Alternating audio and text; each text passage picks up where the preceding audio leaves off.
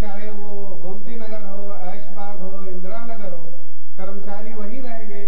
कुछ पदाधिकारी गण वहां पर जाकर जन जागरण करेंगे। तो मैं पुनः याद दिलाना चाहूंगा कि आप ये स्थिति में न रहें कि यहाँ पे स्ट्रेंथ कम है। जन जागरण आपको आज इंदिरा नगर में किया, कल किसी कार्यस्थल पे जाएंगे, ये अभियान चलता रहेगा। आपने संघर्ष मोर्चा बनाया और मोर्चा ने अभी संघर्ष किया ही नहीं।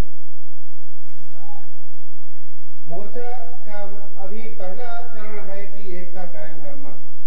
वो किसके माध्यम से? जन जागरण के माध्यम से, शांतिपूर्वक। ये भी आपकी शांति में इतनी शक्ति है कि जो अनेक है वो एक होने का प्रयास कर रहे हैं, और जो आपकी शांति में विघ्न डालना चाह रहे हैं वो परेशान है कि किस तरह ये शांतिपूर्वक प्रोग्राम करते चले आ रहे हैं, जबकि इनकी वार्ता मैंने चेयरमैन से भी करा दी। तो चेयरमैन की वार्ता में ये तय नहीं हुआ था कि हम कार्यक्रम को स्थगित कर दें, समाप्त कर दें, ऐसा कई बात तो नहीं आई थी। जैसा कि हमारे एक महाप्रबंधक जो मुख्यालय में है, मिस्टर आदिनाथ मलिक जी, उन्होंने कल इंटरकॉम के माध्यम से अवगत कराया था कि वे वार्ता के बाद आपका प्रोग्राम तो खत्म हो जाना चाहिए। मैंने उनको स्पष्ट शब्दों में ये बता दिया कि मानवर आप भी मौजूद थे, प्रमुख सचिव भी थे, एमडी भी मौजूद थे। कहाँ ये तय हुआ कि जो हमारा जो कार्यक्रम शांतिपूर्वक चल रहा है वो समाप्त कर दिया जाए। इसके बाद खैर उन्होंने कुछ नहीं कहा, लेकिन आप ये इससे अच्छी तरह अवगत बोले कि ये शांतिपूर्वक जो अभियान आपका चल रहा है, जन जागरण अभियान चल रहा है, इसमें काफी शक्ति है।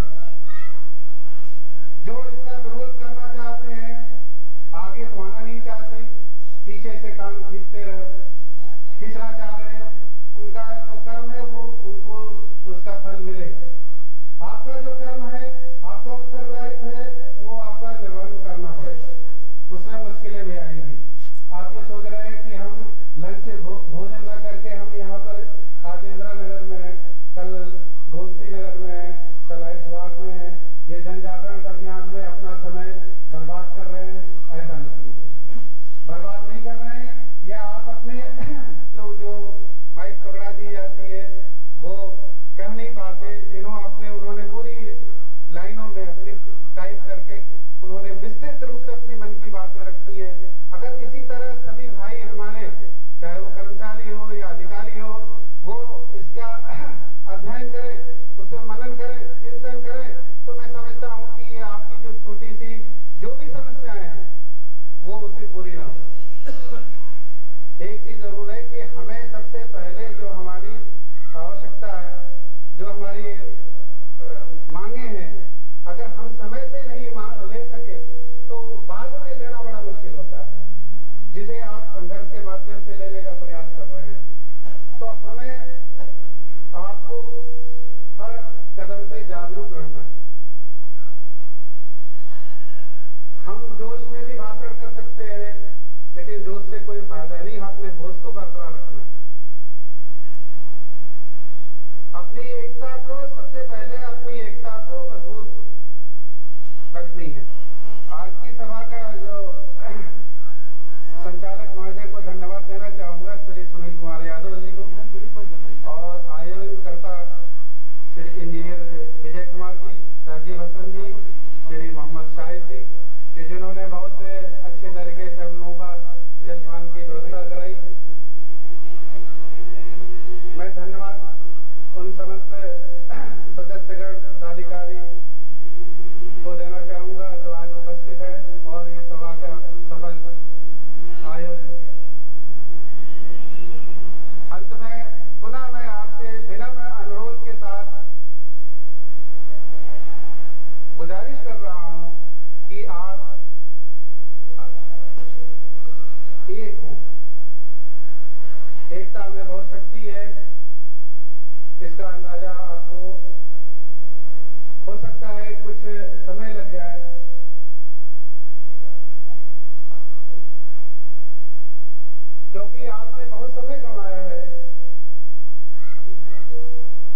समय का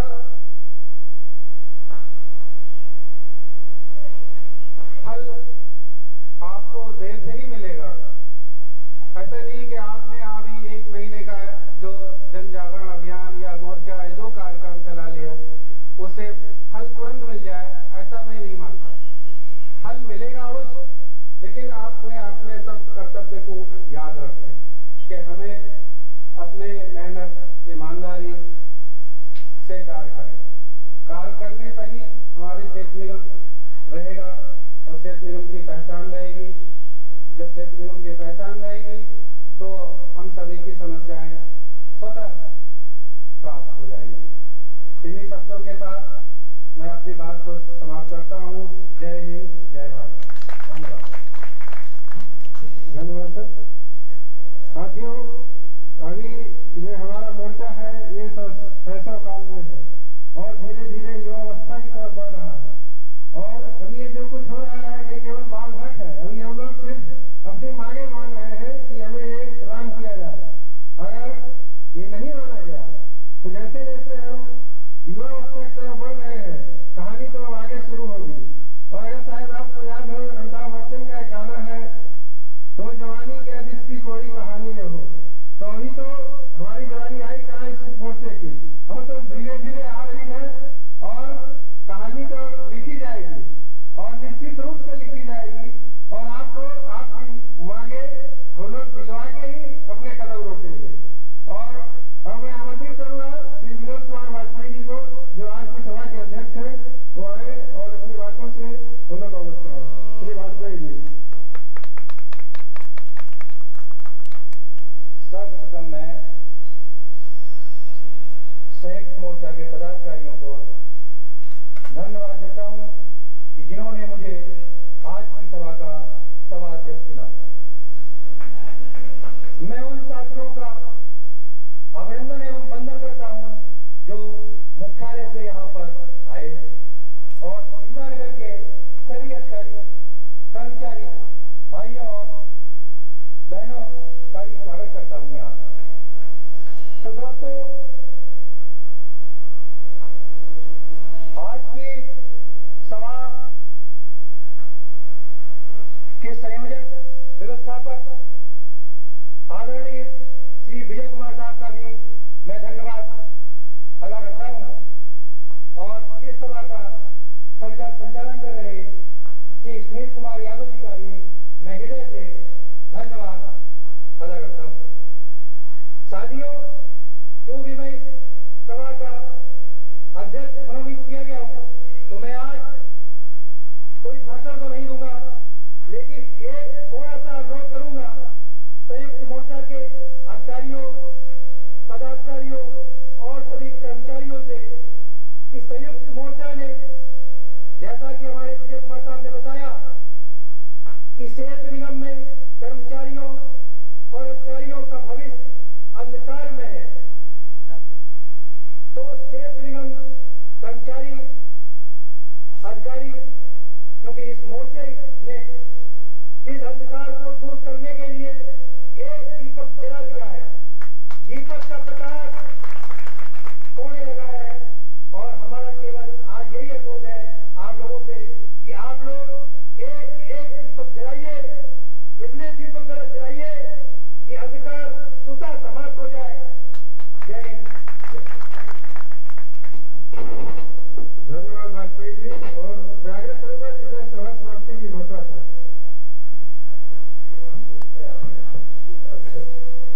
और माननीय सभाध्यक्ष महोदय ने सभा समाप्त करने की अनुमति दी है।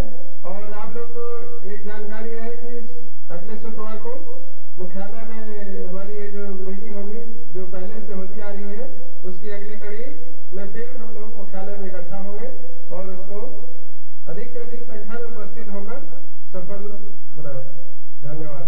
और आप लोग को बहुत बहुत धन्यवाद यहाँ बुलाए और इतनी बड़ी संख्या में उपस्थित होकर हम लोग को मनोबल बढ़ाया।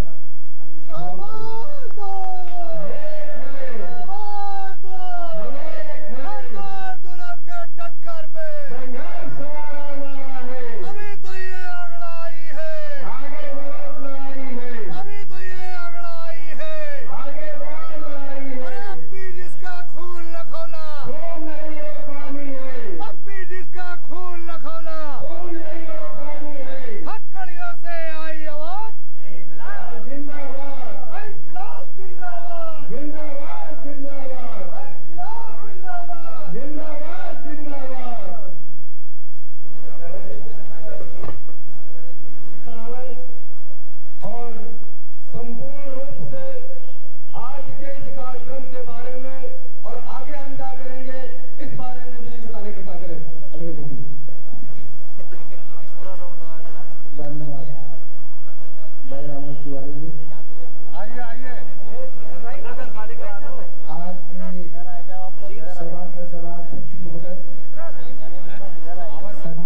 उपस्थित समस्त सम्मानित अधिकारियों कर्मचारीगण हूँ,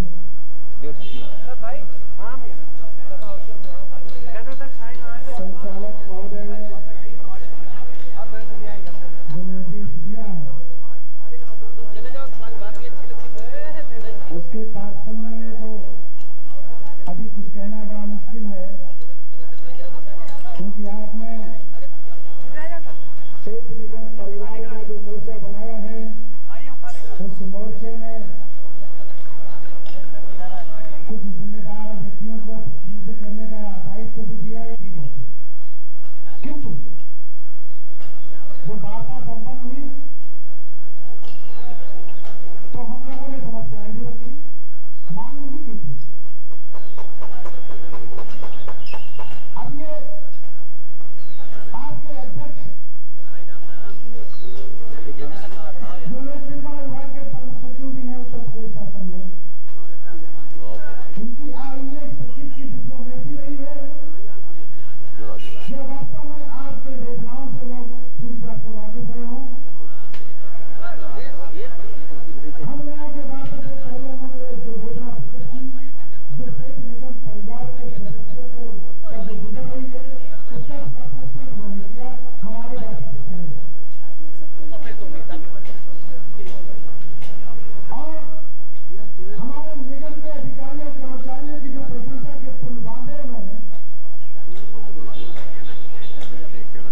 उससे यह स्पष्ट हुआ कि अध्यक्ष सेठ निगम को पहले पूरी जानकारी सही तस्वीर आपकी नहीं दी गई। इसके बावजूद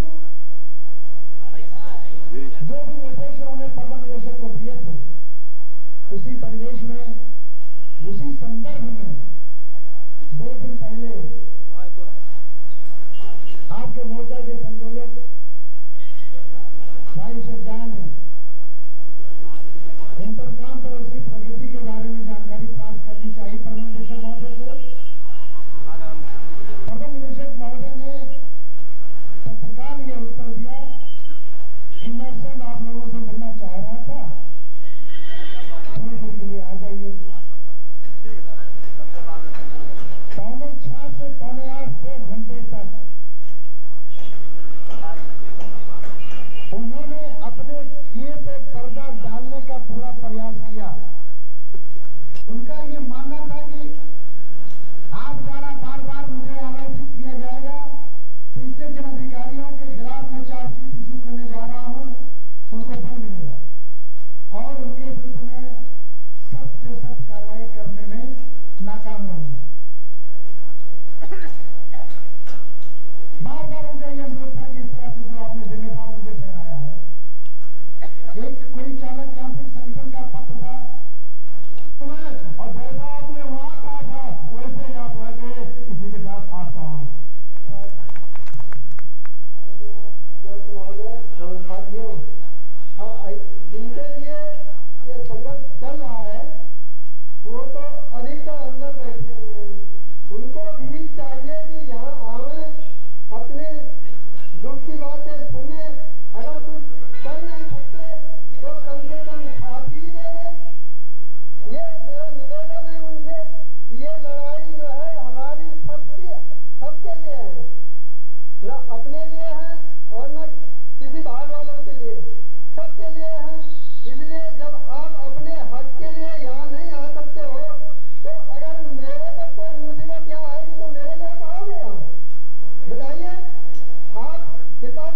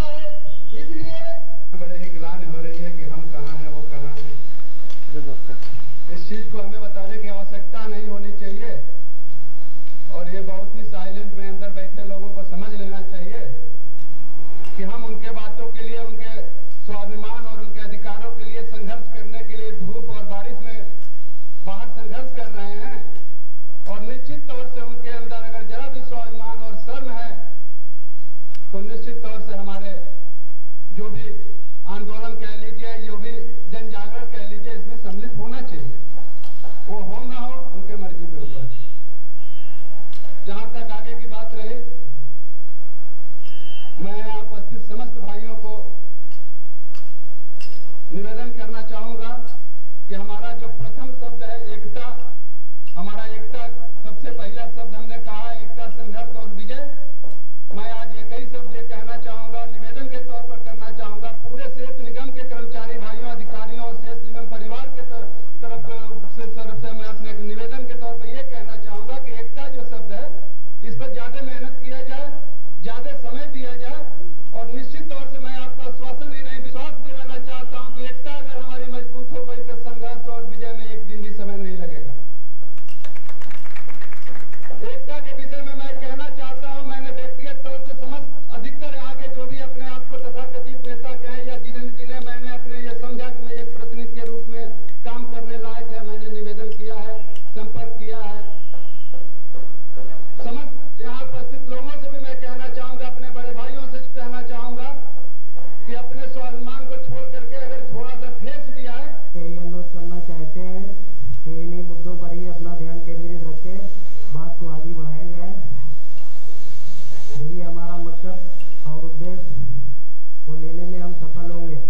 और ये यहाँ पर हम लोगों की जो डिजाइन यूनिटें टूट रही हैं या प्रबंध हम तोड़ रहे हैं, इसके बारे में भी हम चाहेंगे कि आप लोग अपने अपने स्तर से हम लोगों का सहयोग करें। धन्यवाद। धन्यवाद भाइयों। सर्वप्रथम जो आपने कहा कि हम एकताबद्ध हों और दूसरी बात लगातार डिजाइन यूनिटों को हम लोगों ने काफी घर का परिचय दिया, ऐसा नहीं है।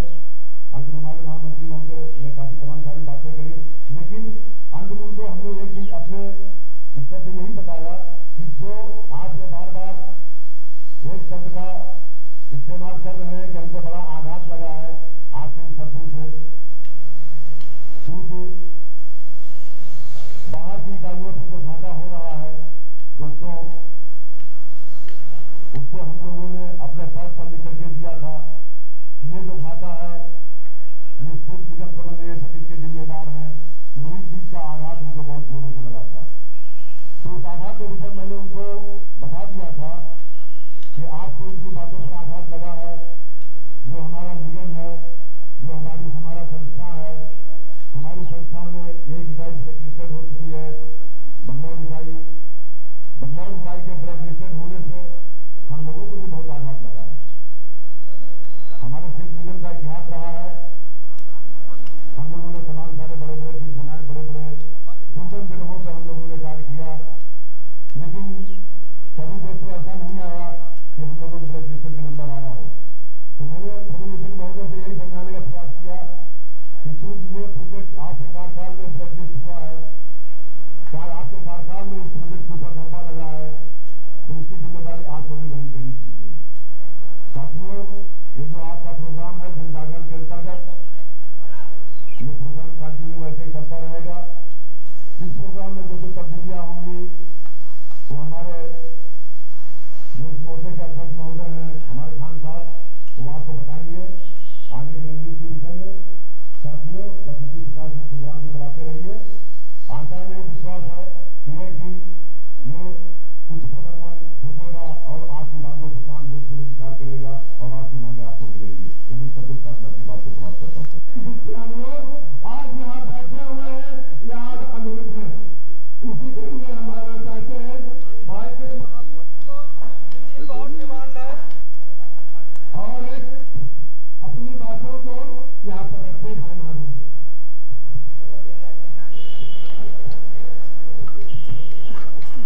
आदरणीय समाध्यक्ष महोदय, उपस्थित साथियों, हम लोग अपनी 2-3 मांगों के लिए जो है बराबर सबसे बात एक आती है एकता की, जो वास्तव में 101% सही है कि हम लोगों में से यहाँ जो है बातें उछाली जाती हैं दूसरी यूनियन पे, वो लोग भी कम नहीं है, वो इधर को उछालते हैं, ये सबसे गलत चीज है। जब तक वास्तव में जो है क्षेत्रों का एक एक अधिकारी और कर्मचारी एक नहीं होगा, तब तक हम लोगों की मांगे बहुत आसानी से नहीं सॉल्व होंगी। और दूसरी बात, जहां तक हमारी व्यक्तिगत सोच ये है कि ज्यादातर बात ये होती है कि पीओडी वाले अधिकारी, हाँ कुछ जो नकारे हैं उनके बारे में कहा जाता है, उससे मैं सहमत हूं, लेकिन जहां तक पीओडी वाले अधिकारियों की बात है, सब एक जैसे नहीं है। हाँ, हो सकता है कि कुछ हमारे कॉर्पोरेशन के अधिकारियों से भी वो अच्छे हैं, ये हमारी व्यक्तिगत सोच है। हो सकता है कि हमको कोई कहे कि हाँ ये पता नहीं क्या है, उनका पक्ष ले रहा है, लेकिन ये वास्तविकता है, क्योंकि जब क्षेत्र में बना है तो शुरू से ही पीओडी के अधिकारी टॉप मैनेजमेंट में रहे हैं और उन्होंने ही काम करना सिखाया, सब कुछ सिखाया, थोड़ी बहुत चोरी करना भी सिखाई। लेकिन वास्तविकता यह है कि गुड़ तो गुड़ रह गए, चेहरा शक्कर हो गए। क्षेत्रों के भी लोग कम नहीं हैं, आप देख लीजिए जगह जगह घाटे हो रहे हैं, तो उसमें पूरे पीओडी के लोग ही जिम्मेदार नहीं है। हमारे भाई बंधु भी वहां रहे हैं, उन्होंने भी कोई कसर नहीं छोड़ी है क्षेत्रों को जो चूसने में। तीसरी बात हमारी ये है कि हमारे एमडी साहब जब हम लोगों से बात करते हैं, मैं उनके साथ बिल्कुल थोड़े प्रेम में रहा हूं, लेकिन जहां तक हमारी सोच है कि वो जब मुस्कुरा के बात करते हैं, समझ लो हम लोग बेवकूफ बना रहे हैं। जब वो बिल्कुल मतलब सही ढंग से अगर बात सुनते हैं, मुस्कुरा के अगर बात नहीं हम लोगों की सुन रहे हैं, तो समझ लो हम लोगों की बातें सुन रहे हैं। अगर मुस्कुरा के सुने तो हम लोग समझ लें कि वो हमको बेवकूफ बना रहे हैं।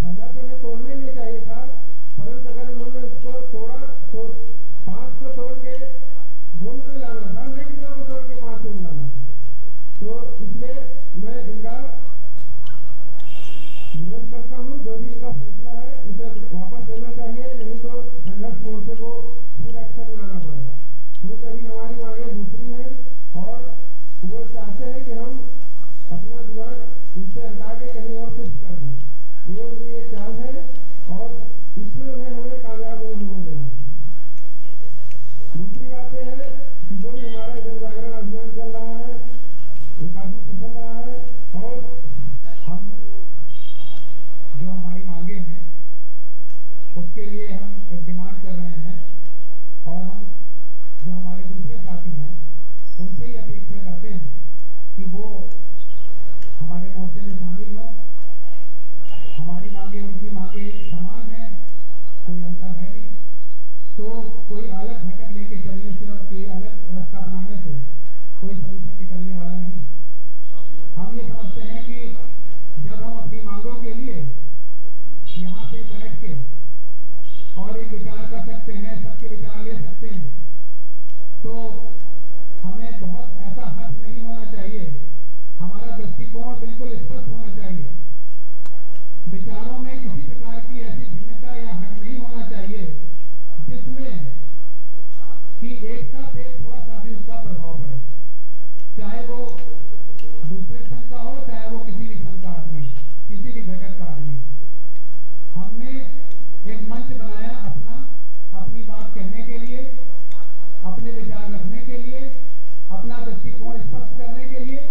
और यहाँ पे जितने भी हमारे साथी हैं, जो भी उनके दिमाग में विचार आते हैं कि हमारे समस्याओं का समाधान कैसे हो सकता है, वो अपनी बात कहते हैं।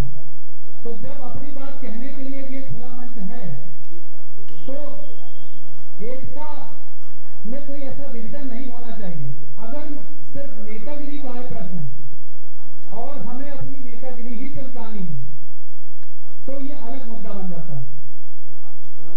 हमने अपना जो मंच बनाया उसके बिल्कुल विचार स्पष्ट हैं और हम उनसे अपेक्षा क्या करें, जो हट बनाए बैठे, तो हम उनके हट को बहुत विनम्र अनुरोध करना चाहेंगे सभी से कि वो थोड़ा सा अपने स्वभाव की नेतागिरी बंद करें और एक आम सेतुकर्मी की बात ही वो हमारे इस खुले मंच में शामिल हो, अपनी बात कहें। अगर उनको किसी को कोई द्वेष है, उनकी भावनाओं में कोई आहत है या उनको कोई उनकी भावनाओं में ठेस है, तो वो भी अपनी बात कहें, सब जागरूक हैं। उतना ही हम अपनी एकता की प्रति भी बात करें, जागरूकता दिखाएं, अपना दृष्टिकोण स्पष्ट करें। जब हम कोई हट नहीं हमारा, अगर कोई हमसे वेहमत करता है, आज सारे देश पूरे विश्व में आप देख लीजिए कि लोग अपनी शत्रुता भूल के और सब आज दूसरे से मिलने का रास्ता बना रहे हैं, चाहे वो इजराइल और फिलिस्तीनी की बात हो, चाहे हिंदुस्तान पाकिस्तान की बात हो। ऐसा कोई दृष्टिकोण कहीं स्पष्ट नहीं होना, गलती नहीं होनी चाहिए किसी के साथ भी कि हम अपनी समस्याओं से भटक जाएं, अपनी मांगों से हम अपना जोर न प्रकट कर पाए। ये सारी ऐसी चीजें हैं जिसके ऊपर बहुत ही गहन विचार की आवश्यकता है। दूसरी एक चीज और भी है कि जब हमारे जो वेतनमान है, जो हमें वेतन के भत्ते मिलने हैं, उसको जब हमारे बड़े बड़े अधिकारी और मैनेजमेंट इसको सेतु निगम के हानि और लाभ से इसको जोड़ रहे हैं, तो मैं यहाँ के मैनेजमेंट से ये पूछना चाहूंगा कि अगर वेतन और भत्ते सेतु निगम के हानि और लाभ से जोड़े जा सकते हैं, तो जो बड़े बड़े अधिकारी पिरौली से यहाँ आ रहे हैं और उनको जो सुविधाएं उनको प्रदत्त हो जाती है, तुरंत एट ए ग्लांस मिलती हैं, तो वो सुविधाएं लाभ और हानि से क्यों नहीं जोड़ी जाती? मेरे विचार से कि वो सारी सुविधाएं पहले लाभ हानि से जोड़ी जानी चाहिए, उसके बाद ये वेतन और भत्ते की बात होनी चाहिए। उत्तर प्रदेश सरकार भी बहुत भारी घाटे में चल रही है, लेकिन क्या हमारे सचिव महोदय अपना डीए छोड़ देंगे? हमारे सचिव महोदय या हमारे और भी जो शासन से यहाँ पे अभी मान लीजिए 2-3 अधिकारी आए हैं, उनको पिरौली से 62% डीए मिल रहा होगा, हमको 52% डीए मिल रहा है। जो 10% का अंतर है, ये सेतु निगम कहां से देगा अपने खाते में से उनको? जब हम अपने ही कर्मचारियों को 52% दे रहे हैं, उससे 1% ज्यादा नहीं दे सकते, तो पिरौली के और डेपुटेशन वाले जो कर्मचारी हैं, उनको भी तो हम अपने ही आय से अपने ही खाते में से पैसा देंगे, और जब अपने ही खाते में से उन्हें पैसा देंगे, तो ये 10% उन्हें ज्यादा कैसे देंगे और कहां से देंगे? हमारे लेखाधिकारी और बड़े बड़े जो व्यक्ति सलाहकार हैं, इस बात में अगर पैसा ड्रा करते हैं, तो इस बात पर जोर दें कि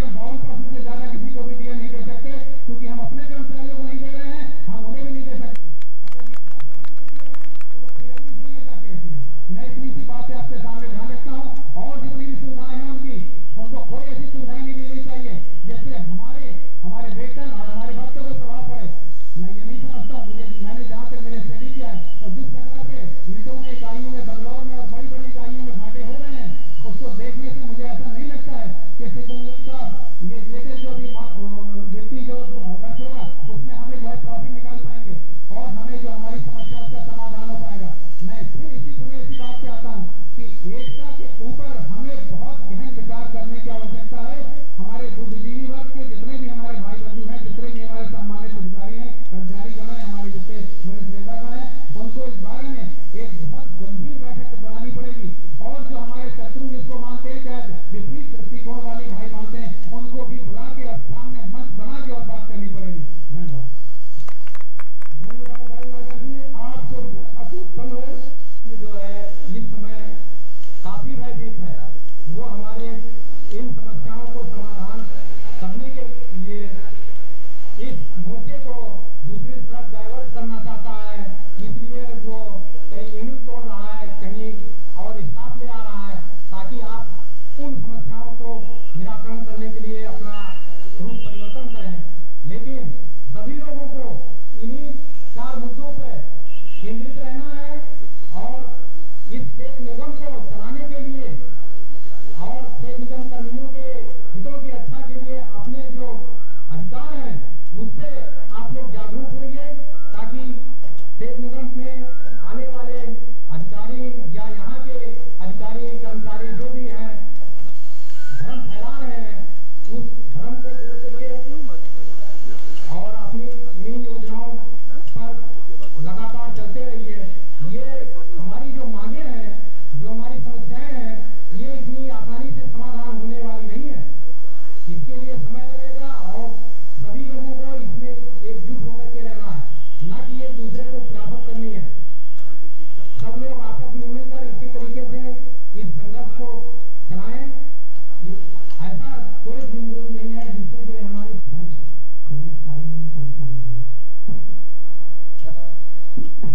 जिस आंदोलन को शुरू करने में हमने जितनी एकजुटता दिखाई दी, अब लग रहा है धीरे धीरे उसमें शिथिलता आती जा रही है।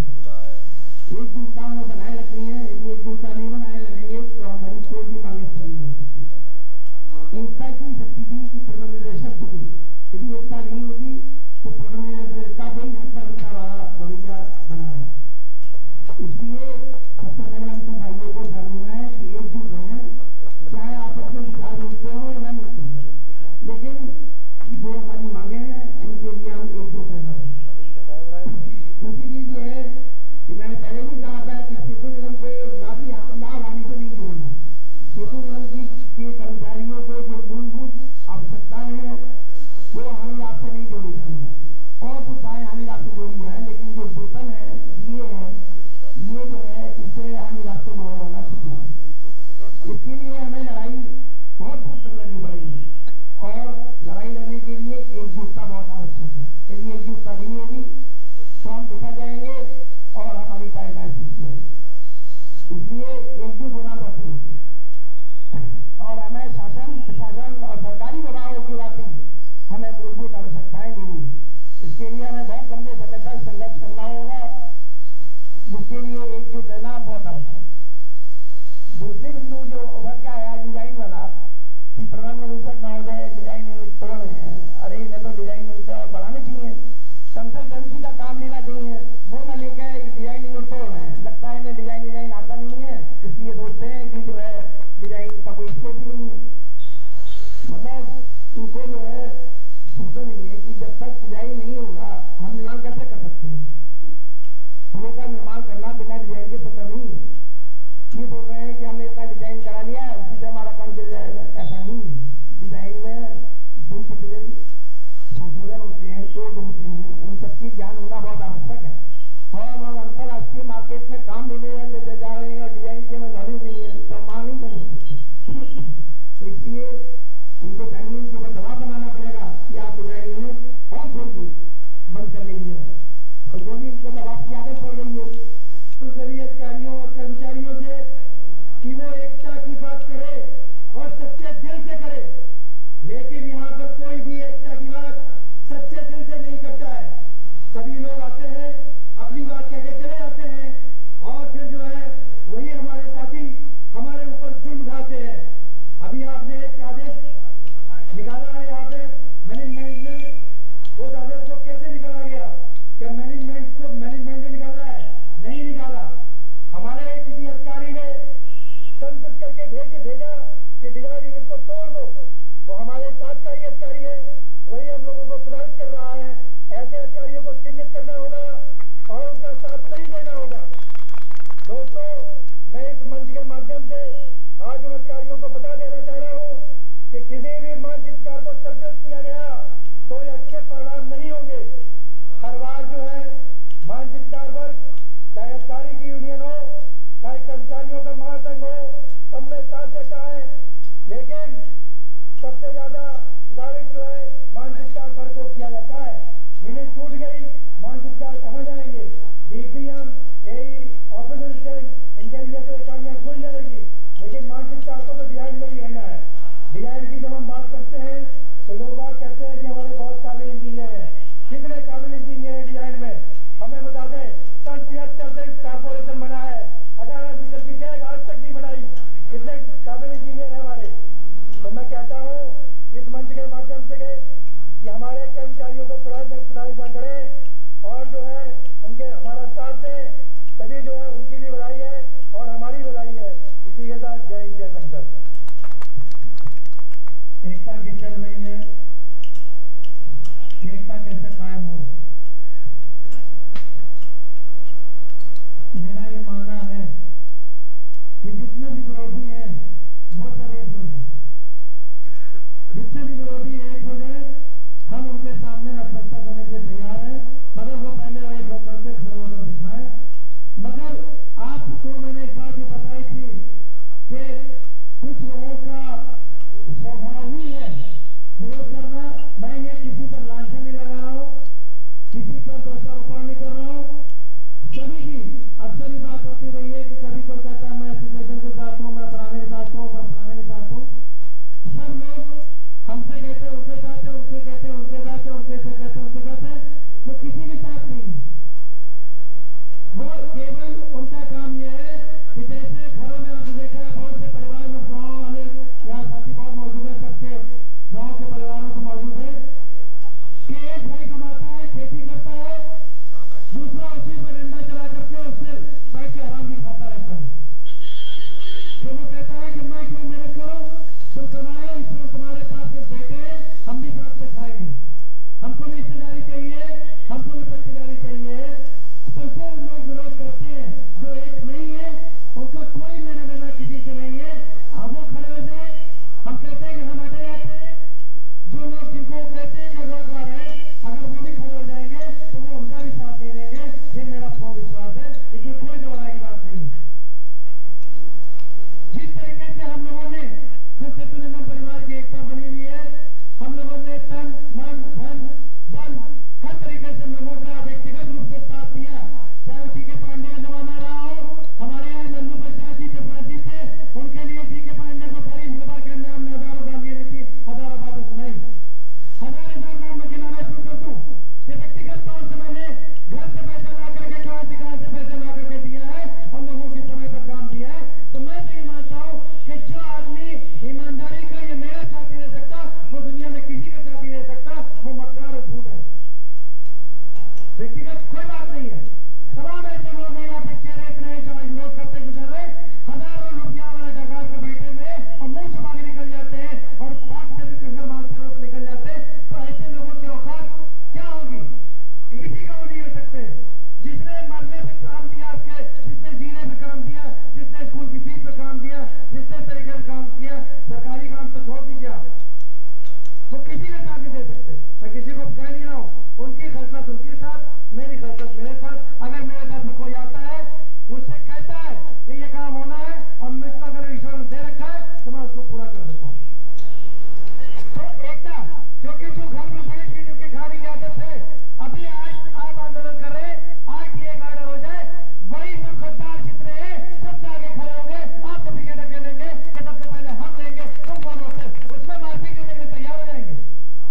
कोई माइका लाल ऐसा पैदा नहीं हुआ कि जो जाकर के एमडी से दू बदू हमसे दू बदू करने के लिए तैयार हो जाता है। हम हमारे पीछे खुजली का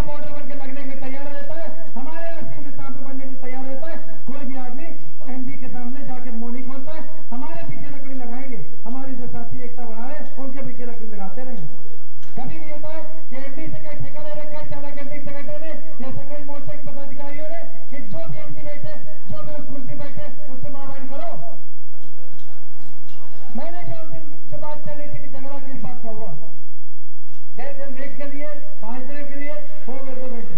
वो ये कह रहे थे कि मैं बहुत आहत हूँ साहब, आपने जो के मित्र को फहराया। मैंने कहा मुझे किसी पर्सनल आदमी दुश्मनी नहीं है, आप अपने सारे जो काम डोमिनेट हो रहे हैं उसका सेरा आप अपने सर क्यों बनवा रहे हो? आप 131 पुल दिए बना करके आपने 132 पटना क्यों नहीं दिया? आपने बेंगलोर क्यों नहीं दिया? आप आहत हो रहे हो हमारी एक चिट्ठी से, आप परेशान हो जा रहे हो कि प्रमुख मंत्री ने आपकी चिट्ठी इशू कर दी, जांच शुरू हो गई आपके, आप उससे परेशान हो रहे हो, आप हमको डराने की कोशिश कर रहे हो, आप हमको धमकाने की कोशिश कर रहे हो। हम आहत इस बात से हैं कि आने वाले 2 साल के बाद हमारा क्या होगा, हम कहीं के नहीं रहेंगे। आज जो मेरे में गुस्सा है वो इसी बात का है। हमारे साथी आज हम आपके बहुत खैर ख्वाही कर लें, हाथ जोड़ के चले लें, ब्रिज कॉर्पोरेशन को तबाह करके चला जाइए और मैं आपसे खुशी खुशी करने मिलता रहा हूँ कि साहब आप बहुत अच्छे हैं, बहुत अच्छे हैं, बहुत अच्छे हैं, बहुत अच्छे हैं।